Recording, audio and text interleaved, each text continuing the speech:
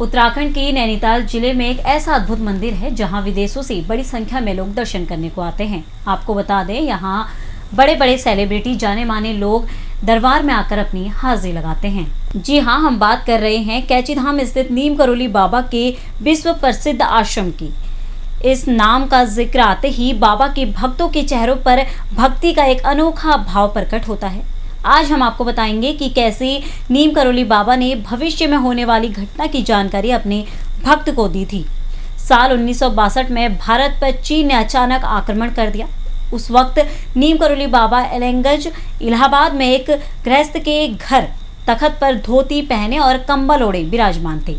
उनके पैर के पास ही बैठा उनका भक्त चीन के इस आक्रमण के समाचार से दुखी था। चीन लगातार आक्रामक होकर तेजपुर से आगे घुसता चला आ रहा था।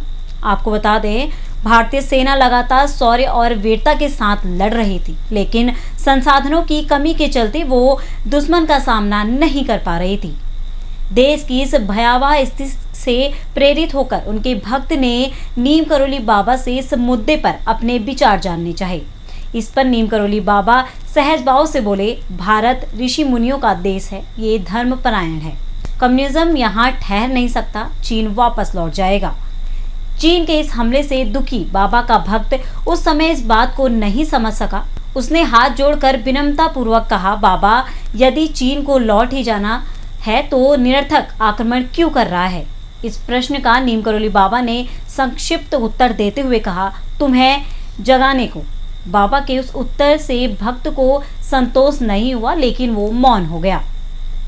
आपको बता दें, इस बातचीत के तीसरे ही दिन सुबह अखबारों में बड़े बड़े अक्षरों में मुख्य समाचार यही था कि चीन की सेना शांति से लौट रही है और इसका कोई कारण समाचार पत्रों में दर्ज नहीं किया गया था।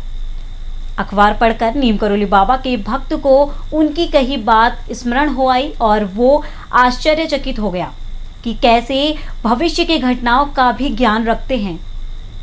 इस घटना के बाद से ही भारत सरकार ने पश्चिमी, उत्तर और पूर्वी सीमाओं की सुरक्षा के लिए जो ठोस प्रयास किए, उससे बाबा की जगाने वाली बात भी समझ आ गई। तो देखा आपने कैसे नीम करोली बाबा भविष्य में होने वाली घटनाओं का भी ज्ञान रखते थे। इस घटना से साबित होता है कि नीम करोली बाबा के पास असीमित शक्तियाँ थी, जिसकी मदद से वो भक्तों का कल्याण करते थे।